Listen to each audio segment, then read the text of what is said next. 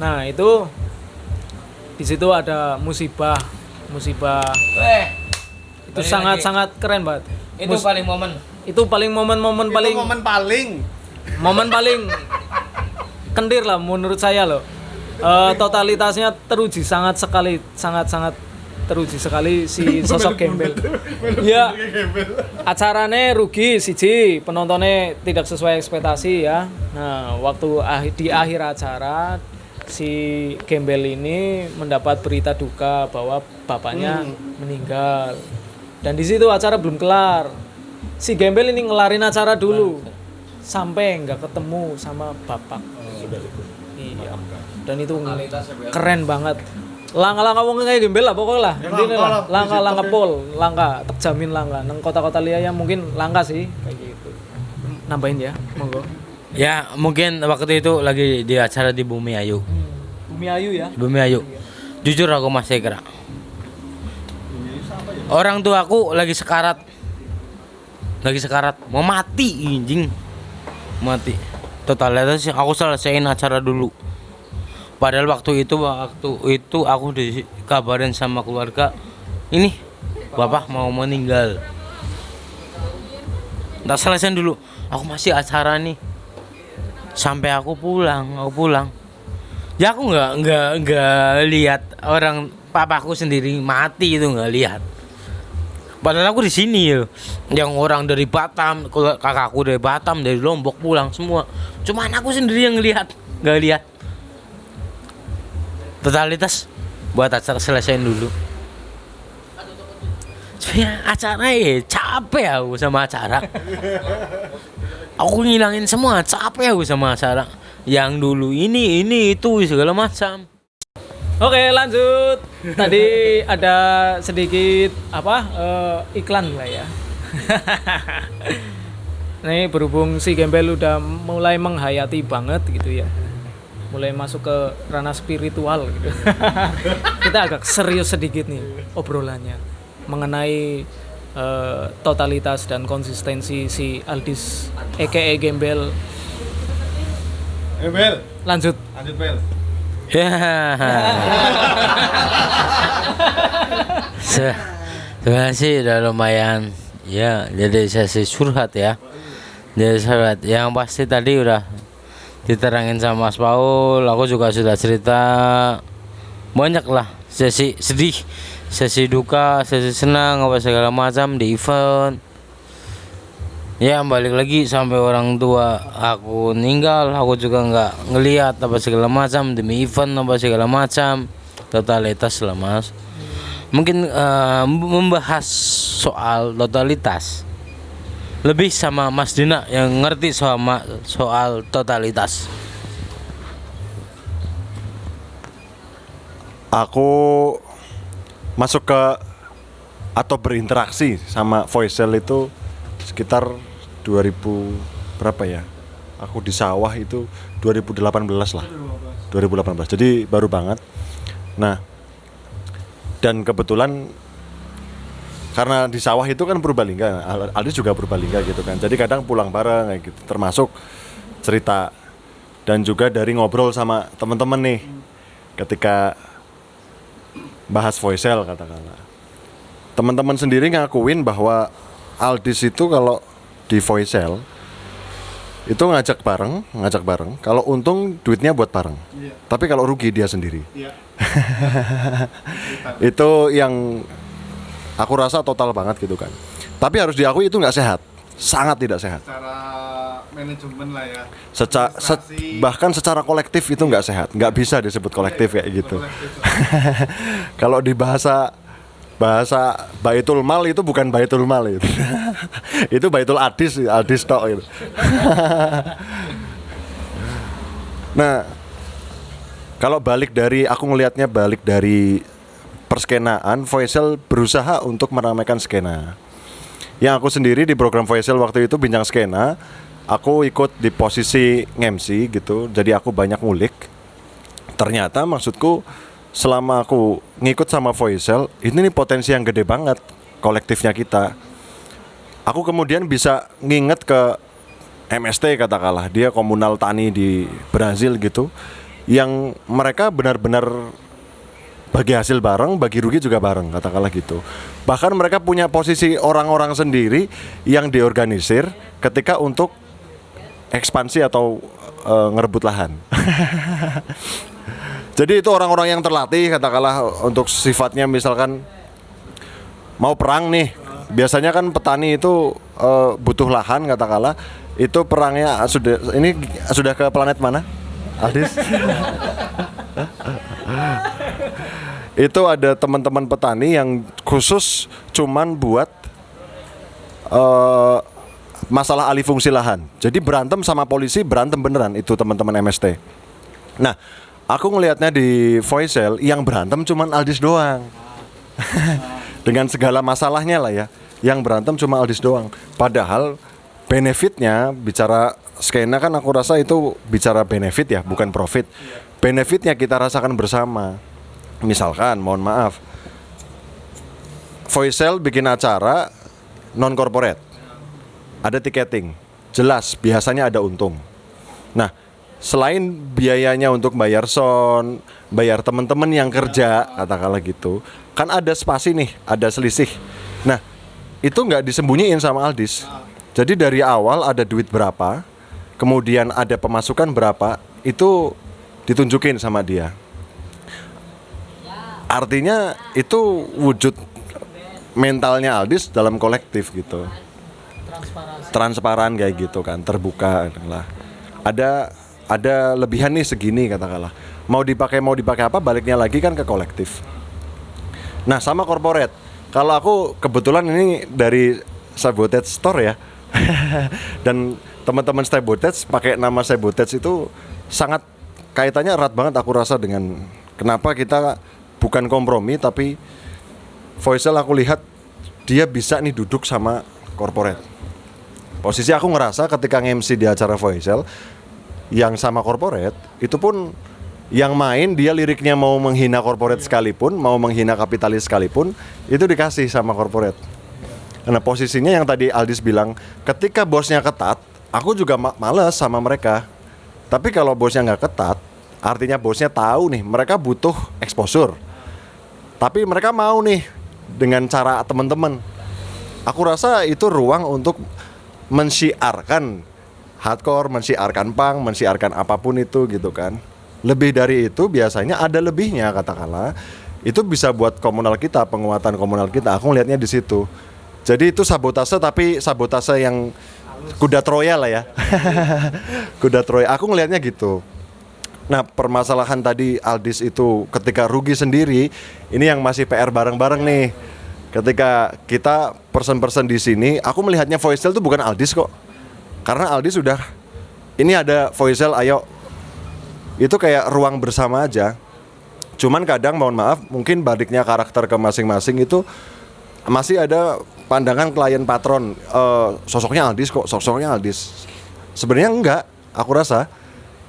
Artinya ini bisa siapapun nih yang merasa skena itu perlu dibangun. Terus permasalahan anak skena itu adalah biasanya juga nggak punya duit katakanlah untuk record, untuk latihan, untuk ngapain. Kita kan perlu ada langkah-langkah nih yang kira-kiranya cukup mendukung dan strategis untuk skena gitu kan. Kemudian ketika si corporate itu mau dengan suara-suara kita yang hardcore, yang ngomongin tentang penindasan katakanlah, yang bahkan menghina si corporate itu sendiri, aku nge-MC aja aku bisa menghina si polisi kok. Aku kerasa banget waktu diandang Pangrenan gitu kan, Pak Polisi, kalau jenengan waktu itu mendengarkan saya, saya menyampaikan suara-suara acap itu. Aku cinta ayah bunda. Aku cinta ayah bunda. Dan khususan di acara-acara itu, datang ke acara itu kan bukan hanya buat ngelihat band, tapi kita duduk bareng katakanlah gitu kan. Kita duduk bareng, kita setelah selesai acara kayak kemarin waktu Full Time Skin kan kita duduk bareng gitu kan. Nah, di situ yang aku rasa yang pentingnya gig sih. Maka tadi sempat disebut ini PR bersama gitu. Aku rasa perlu ada kelogoan kita semua lah. Kelogoan kita semua bahwa siapapun namanya, ketika semangatnya kolektif, kita harus ngejaga itu satu sama lain. Dan kita harus menurut saya harus melihat entah itu corporate, entah itu siapapun yang berusaha masuk dengan kita, mereka bisa nggak duduk bareng sama kita dan sesuai dengan apa yang kita mau, katakanlah. Kita punk nih, kita hardcore nih, kita hardcore hip hop nih, kita death metal nih, kita black metal nih. Kita mau menyuarakan suara musik kita itu bukan sekedar ngomongin tentang diri, tapi ini tentang kebersamaan, tentang gimana membangun masyarakat, katakanlah. Aku rasa itu yang harus ditangkap, yang harus ditanamkan per kita lah. Nah mungkin di titik Aldisnya cukup kesusahan untuk menjabarkan hal itu, katakanlah gitu kan. Dan kemudian mungkin sebagaimana aku pernah ngobrol lah sama Bang Anung gitu kan, di Purwokerto khususnya kita itu mungkin juga dari terahnya dari terahnya itu mungkin ada perasaan-perasaan yang itu jadi barrier untuk kita melihat bahwa ruang kolektif ini sebenarnya bisa untuk bareng-bareng. Kayak aku Mas ngerasain banget ketika aku di sawah itu aku ninggalin anak istri kan. Kemudian dari acara Voicel itulah aku setidaknya bisa beli susu buat anakku. Dan aku merasa bangga, artinya bukan bangga diriku sendiri ya, maksudnya ada kolektif yang seperti ini. Ini menolong banget gitu. Ini menolong banget, aku hidup yang ini aku harus berjuang nih, aku sama istriku. Dan ada yang lain yang aku perjuangkan, entah itu hardcore, entah itu hip hop, entah itu anarko, entah itu ideologi Nusantara. Tapi kita sesama teman-teman musik zaman sekarang, kita kolektif, kita bisa dapat sesuatu yang menghidupi kita. Nah mungkin kedepannya aku rasa Voicel juga dan teman-teman ketika tadi ya sempat dibahas, maksudnya dianggap pengkhianat dan lain sebagainya. Mohon maaf ketika pemerintah dengan dana desa aja bisa laporan ke desa pakai banner, mungkin kita juga bisa kayak gitu. Artinya ini duit kemarin acara katakanlah, terus plottingannya buat bayar ini, sisanya ada segini, ini buat menghidupi yang kemarin udah ngerjain Voicel atau ngerjain apapun itu kolektifnya katakanlah. Nah itu tinggal teman-teman kelogowaannya artinya. Dan teman-teman Voicel katakanlah dia juga spare beberapa persentase untuk kolektif katakanlah. Ada beberapa persentase untuk teman-teman yang ngerjain acara kemarin yang udah capek-capek gitu kan. Nah aku rasa itu juga bisa saling bantu untuk supaya mental kolektif kita itu terbangun itu loh. Jadi bukan ketutup sama nyinyir ya, sama sinisme, udah kok sama corporate nih. Padahal di ruang itu kita bisa ngomongin tentang hardcore, tentang hip hop, tentang punk, itu lebih luas. Toh mereka nggak ngerecokin makna kita, toh mereka nggak ngerecokin nggak boleh ngomong ini, nggak boleh ngomong itu, katakanlah kayak gitu kan. Kenapa? Mohon maaf, aku pribadi berusaha aku sampaikan di sini. Insya Allah maksudnya ditonton sama teman-teman. Sebelumnya nyun pangestu. Aku baru di Purwokerto, tapi aku melihat di Purwokerto ada potensi yang besar untuk kita bisa hidup bareng gitu. Aku pribadi kuliah hukum Mas. Aku kuliah hukum di 2 universitas, S1 sih karena lama ya 9 tahun. Tapi justru aku bisa ngerti hidup yang sebenarnya itu justru dari hip hopnya Bang Ucok Homicide. Yang kemudian aku baca buku, yang kemudian aku ngerti gimana sih solidaritas ke warga yang sedang kena penggusuran dan lain sebagainya, itu dari musik.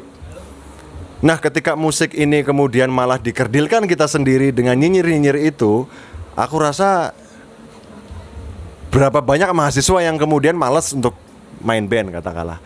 Berapa banyak mahasiswa yang malas untuk nge-gigs. Berapa banyak mahasiswa atau teman-teman muda yang malas untuk duduk bareng sama teman-teman di skena. Padahal dari skena ini ada sesuatu yang dihidupkan ini tentang kalau bahasanya Bad Brains, positive mental attitude lah ya. Gimana kita jadi manusia katakanlah kayak gitu. Dan aku ngomong ini maksudku kayak kemarin waktu di Voicel kita ketemu kan, yang di Praptu juga yang digodok kan juga itu kan. Maksudnya tentang gimana sih ketika jadi punk katakanlah. Gimana sih ketika hardcore katakanlah, gimana sih ketika hip hop itu menjadi manusia yang memanusiakan kayak gitu kan. Nah ketika hubungannya sama teman-teman yang lain atau rekan-rekan yang dengan bendera lain katakanlah, itu aku pikir jadi nggak masalah selama kita bisa ngejaga marwah skena kita, marwah kolektif kita. Nah teknisnya aku rasa tadi ada, ini kita ngomong kolektif kan, kemudian ketika bikin acara tapi perwujudannya nggak kolektif kan juga malesin juga kan. Tapi ketika ada kelegowoan, oh ya dia yang kemarin kerja pantas dapat segitu. Lebih lagi ada kondisi-kondisi yang lebih jauh. Aldis pusing nih gitu kan, dia pantas dapat segitu. Apalagi sejarahnya dia udah berusaha untuk jahit skena segitunya, aku rasa pantas. Kemudian katakanlah 15% itu persentase buat kolektif, itu buat bareng-bareng katakanlah. Aku rasa nggak masalah sih. Ya nyatanya mohon maaf ya, aku rasa teman-teman skena itu kan jauh lebih mengenal internet, jauh lebih mengenal literasi. Aku pernah duduk bareng sama teman-teman petani yang itu orang tua. Mereka kolektif mas. Mereka utang itu nggak ke bank, tapi untuk mereka pertaniannya, mereka utang ke kelompok mereka. Itu di Berbah waktu itu. Itu pun di absen. Si Pak Bagio utang segini, terus Pak ini utang segini. Nah, ini masih ada duit sisa segini. Ini buat apa? Buat irigasi kah? Atau buat apakah? Nah, mereka rapat bareng itu di situ. Nah, aku rasa kayaknya kita sebagai teman-teman muda kan kayaknya bisa lah mencontoh seperti itu gitu kan, yang sifatnya keterbuka seperti itu. Nah, Aldi sendiri posisinya sudah sangat terbuka. Tinggal teman-teman di sekelilingnya menangkapnya seperti apa sih. Yang aku rasa ini penting untuk membangun, bukan skena ya, tapi membangun hidup ya. Aku pribadi ngerasa banget soalnya. Ya aku punya anak lah. Aku nggak mau anakku cuma ngedengerin pop, intinya gitu. Itu sih yang aku rasa sih di Voicel itu bukan Aldis, tapi itu ruang bersama, ayo kita tangkap bareng. Cuman kebetulan Aldis yang dari sejarahnya itu ketibakan dewek. Mungkin itu sih insight-nya dari aku tentang Voicel. Semoga kita maksudnya bisa bareng-bareng. Artinya nanti misalkan ke depan teman-teman Sabotage bikin acara katakanlah gitu, itu pun aku rasa sama. Ada Karkles juga, Mas Adit sama Mas Anggun gitu. Terus di reggae juga ada juga. Aku rasa itu kita bisa lah bareng-bareng.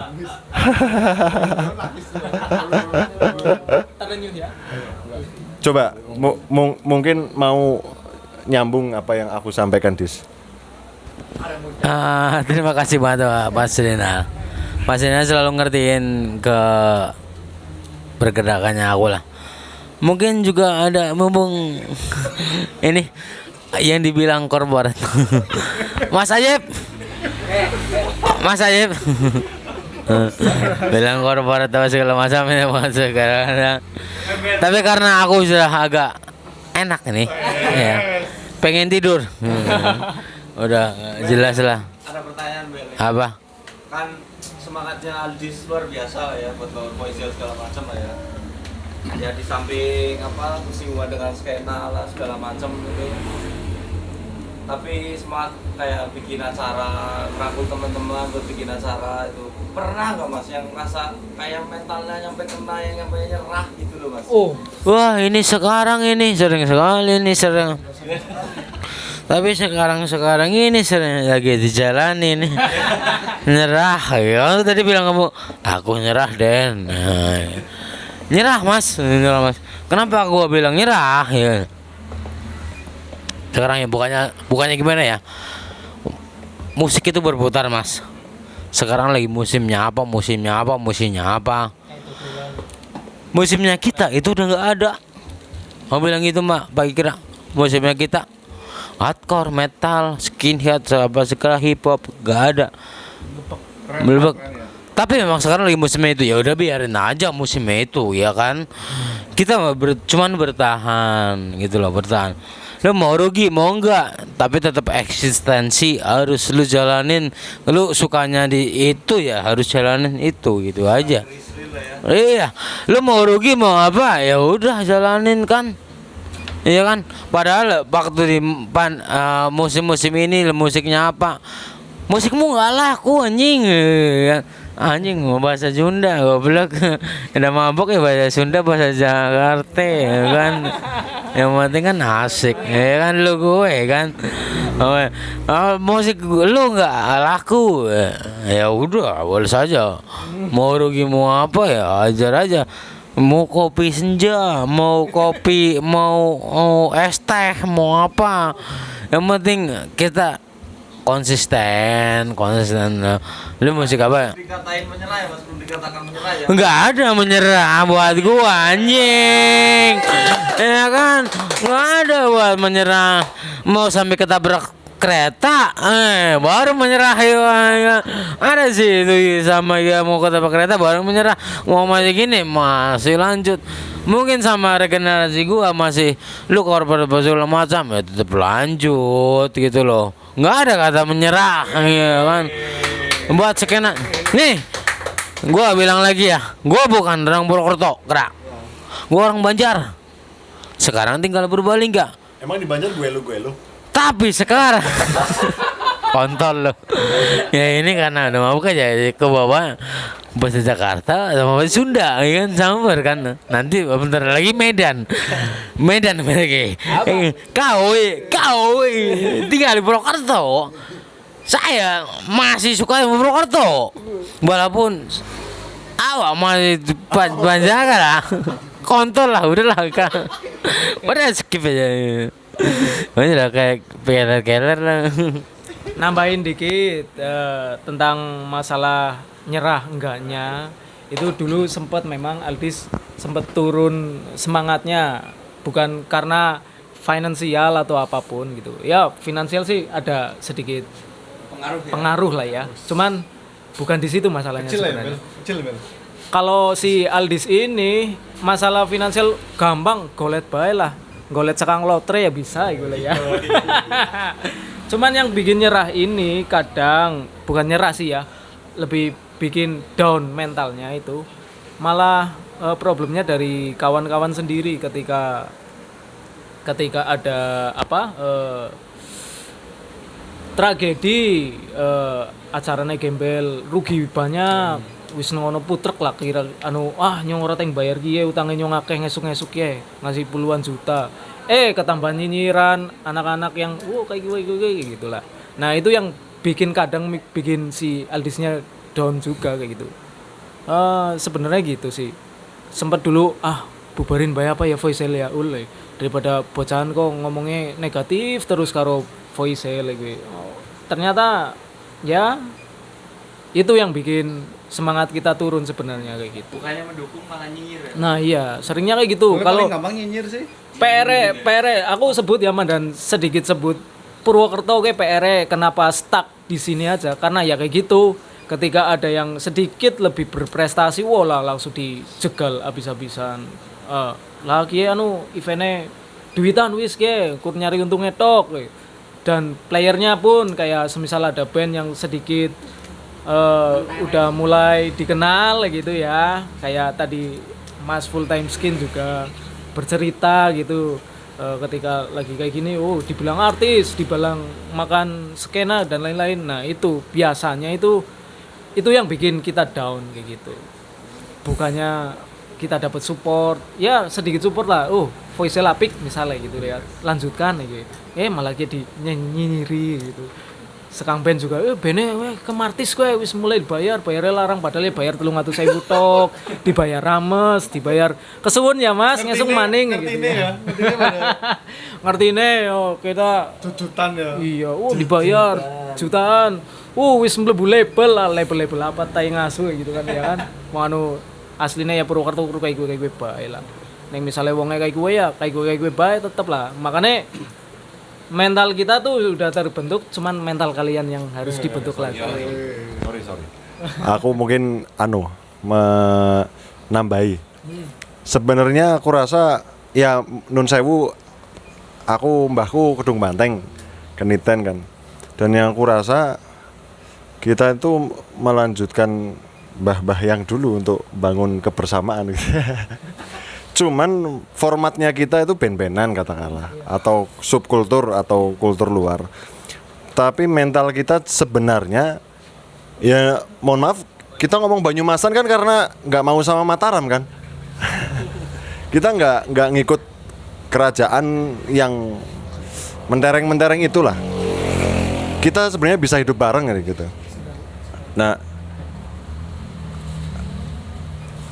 kenapa kemudian jangan sampai subkultur ini malah jadi bikin rusak? Maksudnya serius, aku ngerasa misalkan main band terus dia bisa beli susu buat anaknya selama sebulan katakanlah. Anjir, itu luar biasa men. Kita dari skena kok bisa jajanin anak sama istri, itu luar biasa men. Kita nggak perlu keluar-keluar, nggak perlu barang impor katakanlah, nggak perlu jual ini itu, tapi dari keguyuban kita bareng itu, nah itu sebenarnya udah ada di darah kita, darahnya wong Banyumasan. Sebenarnya itu mental kita bersama lah. Semoga kita bisa tumbuhkan bareng itu lagi. mungkin kayak gitu sih. Jadi buat teman-teman yang mungkin masih ngerasa kemarin nyinyirin band A, band B, band C, skena A, skena B, skena C, khususan buat yang senop-senopan gitu. Yang buat senop-senopan, kalau ngerasa knowledge-nya lebih, fashionnya lebih, attitude-nya lebih, dan ngerasa yang lain itu kurang, itu mau hidup di mana kalau bukan di sini? Kalau bukan di sini. Sebelum ada Coachella itu kan CBGB dulu.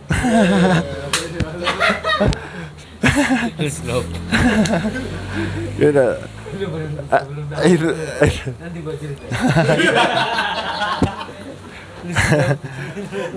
Ramones kan dulu nyembah-nyembah main di CBGB gitu kan.